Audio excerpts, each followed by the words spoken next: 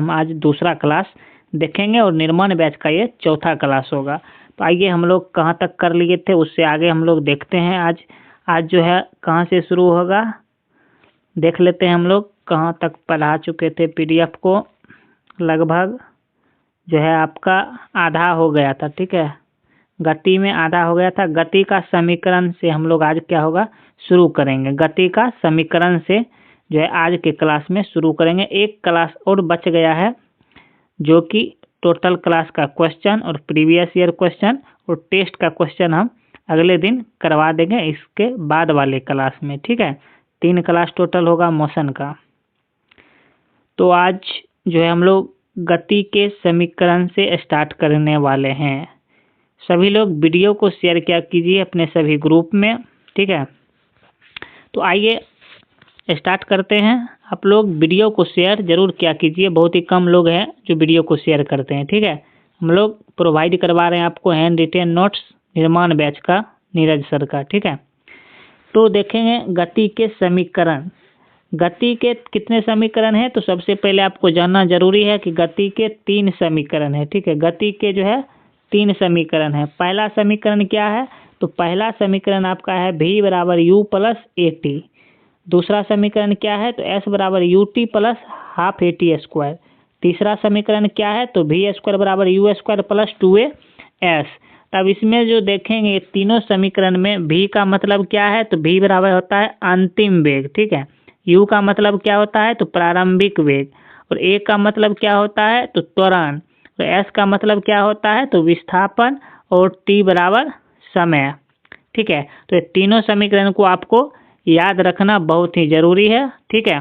किसी न किसी एग्जाम में आपको पूछ देगा और समीकरण दे देगा, पूछ देगा कि इसमें पहला समीकरण कौन सा है, गति का तीसरा समीकरण कौन सा है, मिलान करें। तो आपको याद रखना जरूरी है और सीरियल से आपको याद रखना जरूरी है, ठीक है। ये नहीं कि तीसरा समीकरण पहले और पहला लास्ट में, सीरियल से आपको याद करना जरूरी है। एक बात और याद रखिएगा, पहला समीकरण जो है किसको दर्शाता है तो वेग और समय को दर्शाता है।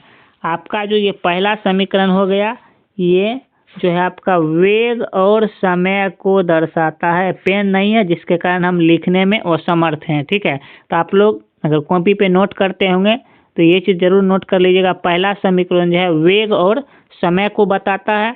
दूसरा समीकरण जो है आपका विस्थापन और समय को बताता है, और तीसरा समीकरण जो है आपका विस्थापन और वेग को बताता है। एक बार और आप लोग देख लीजिए, बता दे रहे हैं। पहला समीकरण जो है आपका वेग और समय को बताता है, दूसरा समीकरण आपका विस्थापन और समय को बताता है, और तीसरा समीकरण जो है आपका विस्थापन और वेग को बताता है, ठीक है। विस्थापन को हम कभी कभी स्थिति भी बोल सकते हैं कि स्थिति इसका क्या है, कोई भी पिंड का, कोई भी वस्तु का जो इसका स्थिति क्या है वही इसका क्या हुआ विस्थापन हुआ, ठीक है। तो चलिए कुछ नोट में पॉइंट्स हैं, आप लोग देख लीजिए। नोट में नंबर 1, पॉइंट्स नंबर 1, एक वस्तु अगर विराम से शुरू हुई हो तो प्रारंभिक वेग जो है उसका क्या हो जाएगा 0 हो जाएगा। प्रारंभिक वेग क्या होगा यानी इनिशियल वेलोसिटी क्या होगा तो 0 होगा, प्रारंभिक वेग 0 होगा। जब एक वस्तु कुछ समय बाद रुकती है तो अंतिम वेग यानी वेलोसिटी v बराबर क्या होगा 0 होगा, ठीक है। अंतिम वेग फाइनल वेलोसिटी क्या होगा 0 होगा, और इनिशियल वेलोसिटी भी क्या होगा जब कोई वस्तु विराम से शुरू होती है यानी प्रारंभिक वेग इनिशियल वेलोसिटी क्या होगा इसका 0 होगा, ठीक है। यहाँ पे देख सकते हैं ऋणात्मक मान ही क्या होता है मंदन कहलाता है। ऋणात्मक मान ही क्या होता है मंदन कहलाता है। इसको निगेटिव में हम लोग नहीं लिख सकते हैं। जैसे मान लीजिए 4 मंदन अगर तुरंत जो है माइनस में 4 आया मीटर प्रति सेकेंड स्क्वायर, ठीक है, तो इसको हम यहाँ पे माइनस से नहीं दर्शा सकते हैं, ठीक है। यहाँ इसको हम माइनस से नहीं दर्शा सकते हैं, ठीक है। अगर हम बना रहे हैं क्वेश्चन तो वहाँ पे अगर माइनस का वैल्यू आ गया तो जो ऑप्शन में प्लस वाला ऑप्शन रहेगा वही होगा, इसको हम माइनस से डिनोट नहीं कर सकते हैं, ठीक है। अगर माइनस में आंसर आ गया तो हम समझ गए कि ये ऋणात्मक मंदन है, ठीक है। चलिए आगे कुछ क्वेश्चन है, उससे पहले हम आपको डायग्राम के द्वारा पीपीटी के द्वारा जो सर बताए हैं उसको हम आपको समझा देते हैं ताकि आप लोग फिगर के द्वारा थोड़ा सा कोई भी इंसान ज़्यादा समझता है, ठीक है। तो ये गति के कितने समीकरण हैं तो गति के आपका 3 समीकरण है, ठीक है। गति के 3 समीकरण है। पहला समीकरण हो गया v बराबर u प्लस ए टी, दूसरा समीकरण हो गया s बराबर U T plus half A T square, और तीसरा समीकरण आपका हो गया v स्क्वायर बराबर यू स्क्वायर प्लस 2as, जहाँ की v बराबर क्या हो गया वेलोसिटी यानी अंतिम वेग, और u बराबर क्या हो गया प्रारंभिक वेग यानी कि इनिशियल वेलोसिटी, a बराबर एक्सेलरेशन यानी कि त्वरण, t बराबर टाइम, और s बराबर डिस्प्लेसमेंट ट्रेवल यानी विस्थापन हो गया, ठीक है। तो ये आपको याद रखना है, पहला, दूसरा और तीसरा समीकरण। पहला समीकरण से क्या प्राप्त होता है ऊपर में हम बताए हैं, तो पहला समीकरण जो है आपका वेग और समय को बताता है, दूसरा समीकरण विस्थापन और समय को बताता है, और तीसरा समीकरण जो है आपका विस्थापन और वेग को बताता है, ठीक है। चलिए क्वेश्चन थोड़ा सा देख लेते हैं एक एग्जाम्पल में, क्योंकि क्वेश्चन आप लोग ज़्यादा से ज़्यादा करिएगा तभी आप समझ पाइएगा, ठीक है, गति को। तो पहला क्वेश्चन कह रहा है किसी वस्तु को इसके विराम स्थिति से, क्या है वस्तु विराम स्थिति है वहाँ से जो है 5 मीटर प्रति सेकेंड स्क्वायर पर त्वरित होती है, यानी त्वरण जो है इसका क्या है 5 मीटर प्रति सेकेंड स्क्वायर पर त्वरित किया जा रहा है। तो 5 सेकेंड के बाद इस वस्तु का वेग क्या होगा, वेलोसिटी क्या होगा। तो आप लोगों को पता होगा कि फार्मूला कैसे लगाया जाता है। तो फार्मूला सबसे पहले हम एक एक पॉइंट को लिख लेंगे क्या क्वेश्चन में पूछ रहा है। तो सबसे पहले जो है विराम स्थिति से चल रहा है, तो u बराबर क्या हो जाएगा 0 हो जाएगा। उसके बाद यहाँ है 5 मीटर पर सेकेंड स्क्वायर पर त्वरित होता है, यानी कि त्वरण इसका कितना है 5 मीटर पर सेकेंड स्क्वायर। समय कितना है तो 5 सेकेंड के बाद वस्तु का वेग पूछ रहा है, तो 5 सेकेंड बाद यानी समय हो जाएगा आपका 5 सेकेंड। तो वस्तु का वेग क्या है तो वेलोसिटी क्या है। तो देखेंगे किस समीकरण में ये तीनों का मान मिल रहा है। तो जिस समीकरण में ये तीनों का मान मिलेगा उसी से मेरा आंसर आएगा। अगर फॉर्मूला नहीं याद है तो एक एक पॉइंट करके ऐसे लिख लेंगे क्या क्या क्वेश्चन में दिया गया है, और देख लेंगे ये किस समीकरण में ये सब कुछ मिल रहा है, वही फार्मूला हम लगा देंगे। तो v बराबर यू प्लस ए टी, तो इसमें u का मान दिया हुआ है, a का मान दिया हुआ है, t का मान दिया हुआ है, तो हमको पूछ क्या रहा है तो v का मान पूछ रहा है, वेलोसिटी का मान पूछ रहा है। तो v बराबर u plus A T, u का मान 0 है और a का मान भी 5 है और t का मान भी 5 है, तो कितना हो जाएगा 25 मीटर पर सेकेंड हो जाएगा इसका वेग।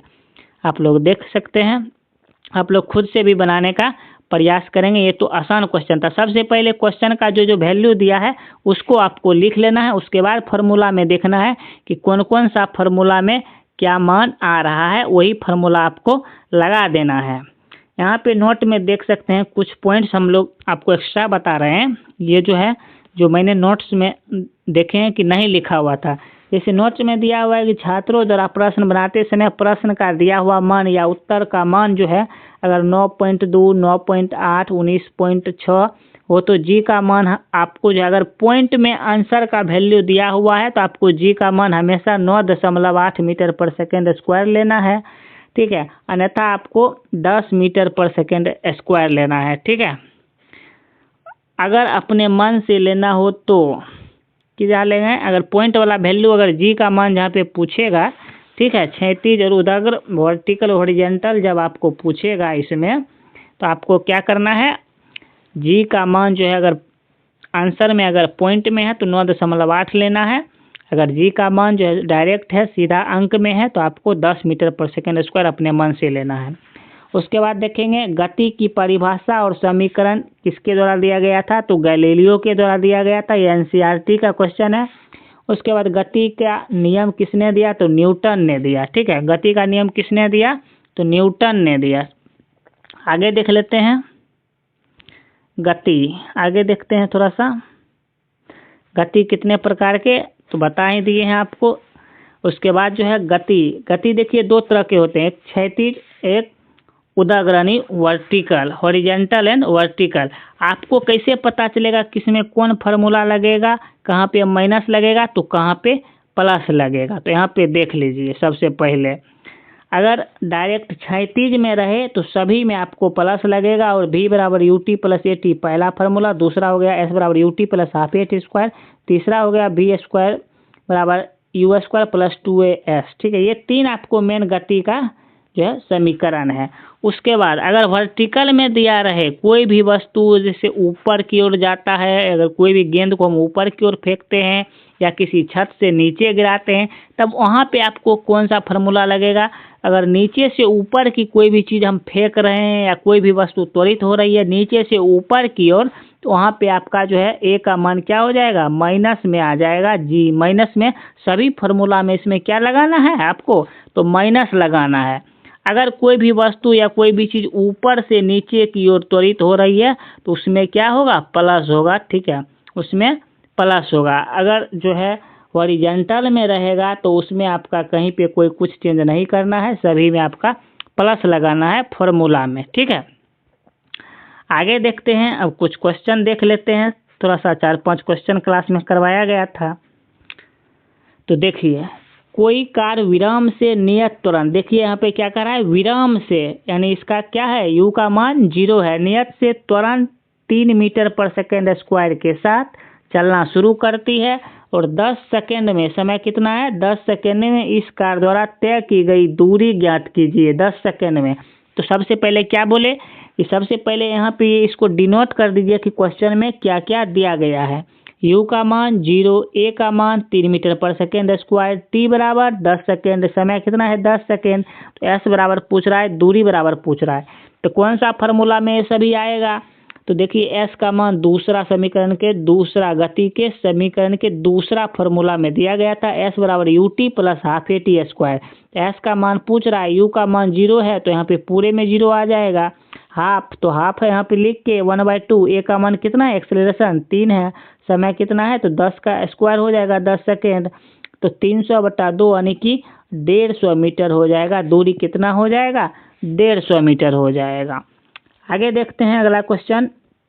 एक मोटरसाइकिल 5 सेकेंड में 10 मीटर प्रति सेकेंड से 35 मीटर प्रति सेकेंड तक की चाल पकड़ लेती है, तो इस दौरान कुल कितनी दूरी तय की गई। तो सबसे पहले देखेंगे समय कितना है, 5 सेकेंड है, और प्रारंभिक वेग कितना है, तो 10 मीटर है और प्रति सेकेंड, और अंतिम वेग कितना है, तो 10 मीटर से कितना हो जाती है, 35 मीटर पर सेकेंड हो जाती है। तो अंतिम वेग तो 35 मीटर पर सेकेंड। तो क्या पूछ रहा है, तो तय की गई दूरी पूछ रहा है। तो सबसे पहले इसमें देखेंगे कौन सा फार्मूला लगेगा।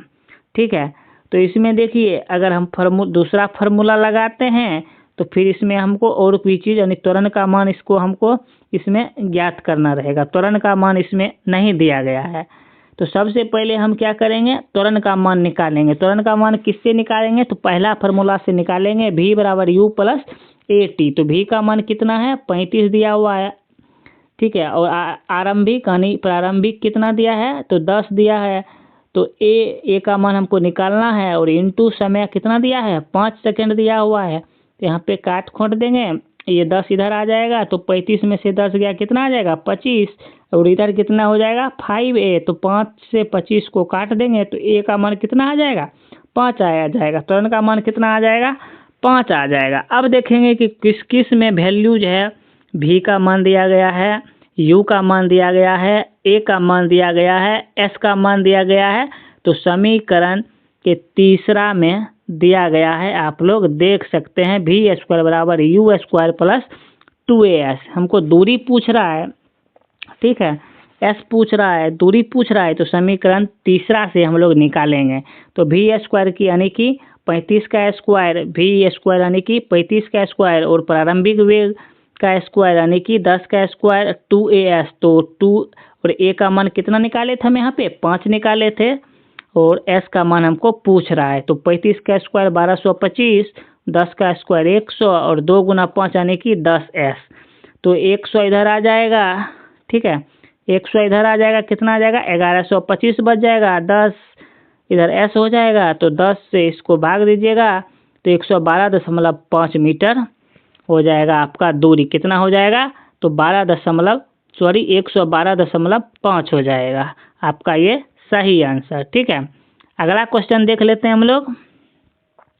अगला क्वेश्चन देखिए क्या कह रहा है, किसी वस्तु का अंतिम वेग क्या है जो विराम से शुरू होती है और नियत त्वरण के साथ 6 सेकेंड में 90 मीटर की यात्रा करता है। तो सबसे पहले देख लीजिए इसमें क्या क्या दिया गया है, उसको लिख लीजिए, तब आपको लगाने में जो है, अगर ये हेवी डाल दिए कि क्या क्या क्वेश्चन में दिया गया है, तो जो भी लोग बिल्कुल जीरो से नहीं जानते हैं न्यूमेरिकल बनाना, वो आराम से सीख लीजिएगा।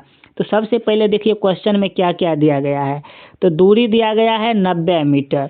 इसको क्या पूछ रहा है, तो अंतिम वेग पूछ रहा है। अंतिम वेग, प्रारंभिक वेग क्या है, तो विराम से शुरू हुआ तो प्रारंभिक वेग का मान 0 आ जाएगा। समय कितना है, 6 सेकेंड दिया गया है। तो सबसे पहले इसको क्या करेंगे, एक्सेलरेशन निकालेंगे, त्वरण निकालेंगे। त्वरण निकालने के लिए कौन सा सूत्र लगाएंगे, तो सबसे पहला सूत्र v बराबर u प्लस ए टी। तो इसमें अगर हम निकाल सकेंगे तो त्वरण का मान तो इसमें हमको दिया नहीं है, v का मान इसमें जो हमको पूछ ही रहा है, तो इस v का मान, हाँ v का मान हमको इसमें पूछ ही रहा है अंतिम वेग। तो इससे त्वरण क्या है, पहला समीकरण से जो है आपको त्वरण नहीं निकलेगा। दूसरा समीकरण देखते हैं, s बराबर U T plus half A T square. तो s का मान 90 दिया गया है, u का मान 0 हो जाएगा क्योंकि ये जो है विराम से शुरू हुआ है। समय का जो है 6 सेकंड दिया गया है, हाफ ए का मान हमको निकालना ही है। तो समीकरण दूसरा से जो है आपको एक्सेलरेशन का मान निकलेगा, 6 का स्क्वायर कर दीजिएगा, 36/2 ये हो जाएगा। उसके बाद यहाँ पे काट दीजिएगा तो ए का मान आ जाएगा 5 मीटर पर सेकेंड स्क्वायर। उसके बाद पूछ रहा है अंतिम वेग, तो v बराबर क्या होता है, u प्लस ए टी होता है। तो v का मान यहाँ पे पूछ रहा है तो u का मान 0 हो जाएगा और एक्सेलरेशन का मान 5 इंटू समय का मान 6 हो जाएगा। तो 6 पंचे 30 मीटर पर सेकेंड आपका क्या होगा, उत्तर हो जाएगा। आगे बढ़ें, चलिए आगे देख लेते हैं। अच्छे से आप लोग देखिएगा, आराम से न्यूमेरिकल बनाना सीख जाइएगा। पहले जो है क्वेश्चन में क्या क्या दिया गया है, क्या पूछा है, वो टोटल आपको लिख लेना है, तब आपको बनाने में आसानी रहेगा, फॉर्मूला लगाने में आसान रहेगा। ठीक है, क्या दिया गया है, एक वस्तु 4 मीटर पर सेकेंड स्क्वायर के नियत त्वरण से गति करती है। यदि इसका प्रारंभिक वेग 3 मीटर पर सेकेंड है तो 90 मीटर यात्रा के बाद इसका वेग क्या होगा। तो 90 मीटर यात्रा के बाद, यानी ये क्या पूछ रहा है, अंतिम वेग पूछ रहा है। दूरी दिया गया है, त्वरण भी दिया गया है और प्रारंभिक वेग का भी मान दिया गया है, समय का भी मान दिया गया है। क्या पूछ रहा है, तो अंतिम वेग पूछ रहा है इसका। तो कौन सा सूत्र लगेगा, v का मान भी दिया है, u का मान भी दिया है, सॉरी v का मान तो पूछ ही रहा है, u का मान भी दिया है इसमें, a का मान भी दिया है इसमें, s का मान भी इसमें दिया है। तो हम समीकरण कौन सा लगाएंगे, तो दूसरा लगाएंगे, सॉरी दूसरा नहीं, तीसरा समीकरण लगेगा। v स्क्वायर बराबर u स्क्वायर प्लस 2as, तीसरा समीकरण इसमें लगेगा। तो v स्क्वायर, v का मान हमको पूछ रहा है, u स्क्वायर का मान यानी प्रारंभिक वेग 3 का स्क्वायर प्लस 2as करेंगे, 2 त्वरण का मान 4 और दूरी का मान 90।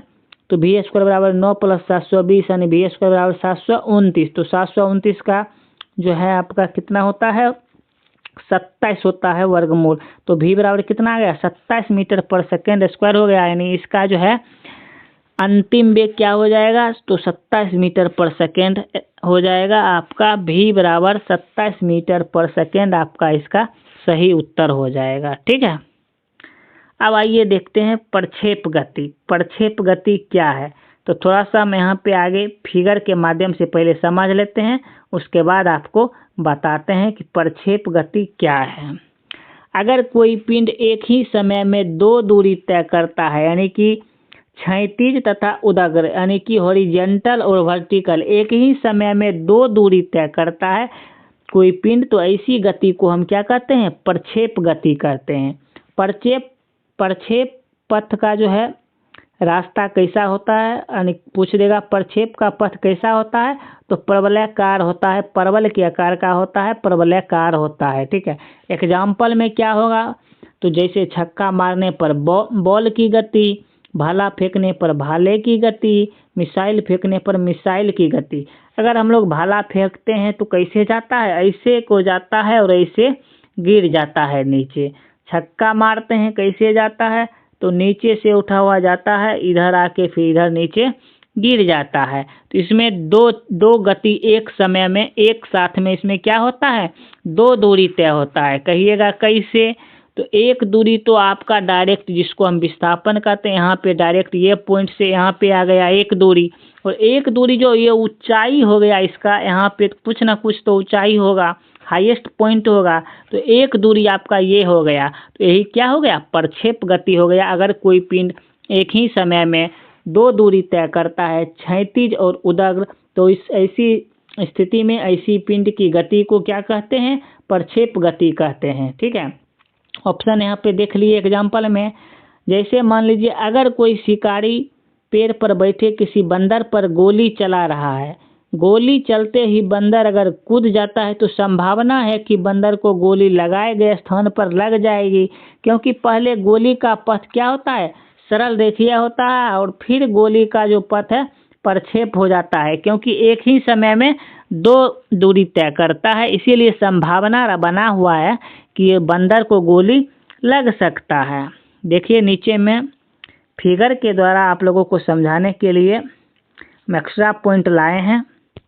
देखिए एक दूरी तो आपका ये रेंज है, ये हो गया, ठीक है, एंगल जो बनेगा, और एक दूरी आपका क्या हो जाएगा, ये हो जाएगा, जो ये आपका हाईएस्ट ऊंचाई आ जाएगा। तो इसमें एक समय में क्या हो रहा है, दो दूरी तय हो रहा है। ठीक है, जैसे मान लीजिए जब किसी वस्तु को u वेग से थीटा कोण पर प्रक्षेपित किया जाता है तो उसका दो घटक होते हैं, एक क्षैतिज घटक और एक उदग्र घटक। जैसे हम लोग गोला फेंकते हैं तो कितना डिग्री पे फेंकते हैं, जो कि हाईएस्ट जाता है, तो 45 डिग्री पे फेंकते हैं। कितना पे, 45 डिग्री पे। तो एक समय में दो, एक तो लेंथ हो गया और एक इसका हाइट हो गया, ये दो दूरी एक समय में तय करता है। ठीक है, यही क्या हो गया, प्रक्षेप गति हो गया। ठीक है, आगे देखते हैं कुछ पॉइंट्स।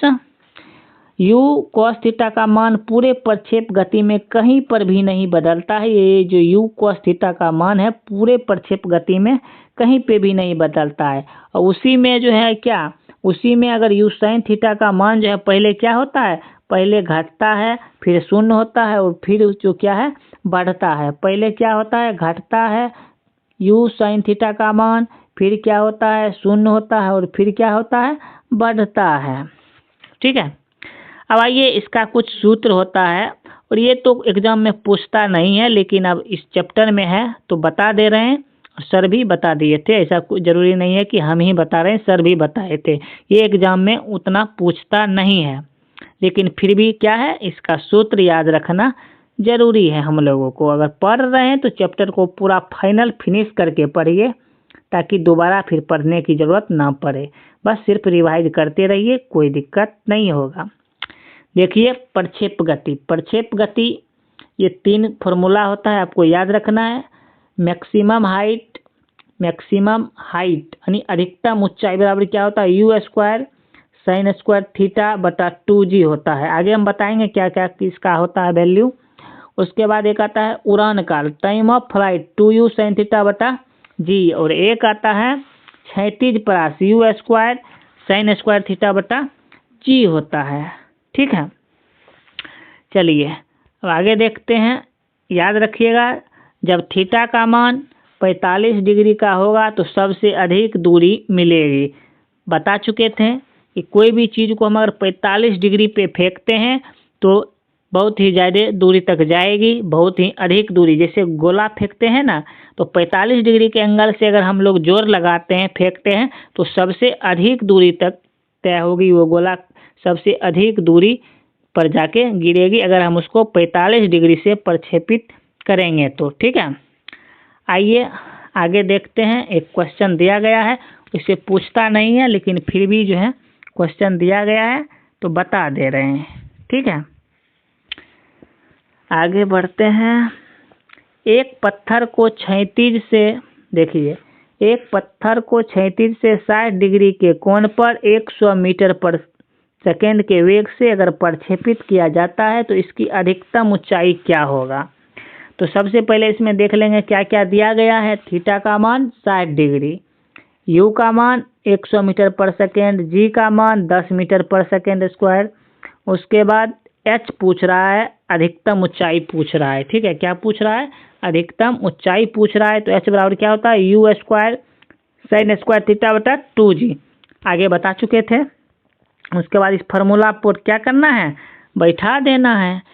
तो बैठा देना है तो इसका जो है क्या आ जाएगा, अधिकतम ऊंचाई आ जाएगा, h मैक्सिमम का मान आ जाएगा, आपको निकाल लेना है। लेकिन इससे क्वेश्चन जो है आपको पूछता नहीं है, लेकिन आपको क्या करना है, याद रखना जरूरी है फॉर्मूला। अगर पूछ दिया तो फिर क्या करिएगा, इसीलिए देख लेते हैं अब। अधिकतम ऊंचाई, एक होता है प्रास।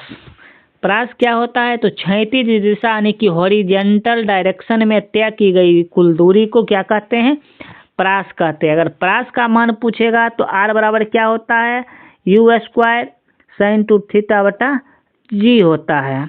आर मैक्सिमम का मान अगर पूछेगा तो डायरेक्ट आपको निकाल देना है यू स्क्वायर बटा जी। आर स्क्वायर का मान अगर पूछेगा तो डायरेक्ट आपको निकाल देना है आर मैक्सिमम का मान। प्रास अधिकतम क्या होगा, तो आपको डायरेक्ट यू स्क्वायर बटा जी निकाल देना है। अगर किसी वस्तु को क्षैतिज से 45 डिग्री के कोण पे फेंका जाए तो वस्तु क्षैतिज में महत्तम दूरी तय करेगी, सबसे अधिकतम दूरी तय करेगी। ठीक है, अब देखिए अभी क्या पूछा था, तो अभी पूछा था मैक्सिमम हाइट पूछा था, ये फॉर्मूला वाला अभी पूछा था। उदग्र में तय की गई दूरी, तो एच मैक्स यानी मैक्सिमम बराबर you square sine square theta बटा 2g।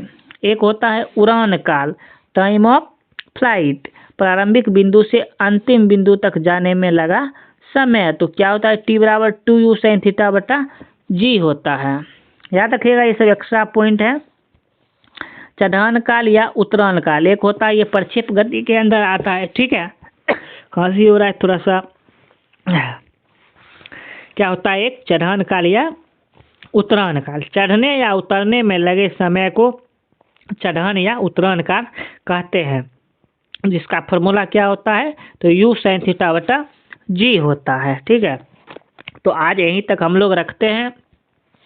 आगे जो है एक क्लास और बताएंगे आपको, एक ग्राफ वाला छुटा हुआ है, गति का ग्राफ, और उसके बाद जो है आपका टेस्ट का क्वेश्चन, गति का ग्राफ, टेस्ट का क्वेश्चन और प्रीवियस ईयर तो लगभग इसमें भी जो क्वेश्चन दिया गया है किसी न किसी एग्जाम में पूछा गया क्वेश्चन है। ठीक है, आप लोगों को कैसा लग रहा है क्लास, कमेंट करके ज़रूर बताइएगा।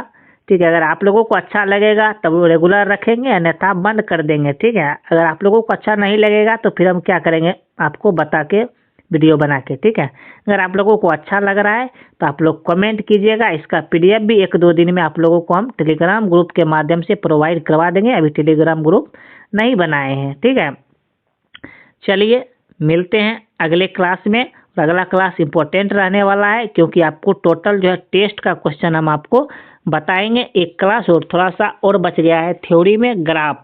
ठीक है, ग्राफ इम्पोर्टेंट है, 1 से 2 क्वेश्चन आपको प्रत्येक एग्जाम में देखने को जरूर मिलता है ग्राफ से, इसीलिए आप लोग बने रहिएगा कंटिन्यू लगातार। जो भी कैंडिडेट इससे पहले वाला वीडियो नहीं देखे हैं, यूनिट एंड डायमेंशन का हम टोटल बता दिए हैं 2 क्लास में, टेस्ट का भी क्वेश्चन सब बता दिए हैं और थ्योरी का भी सब बता दिए हैं।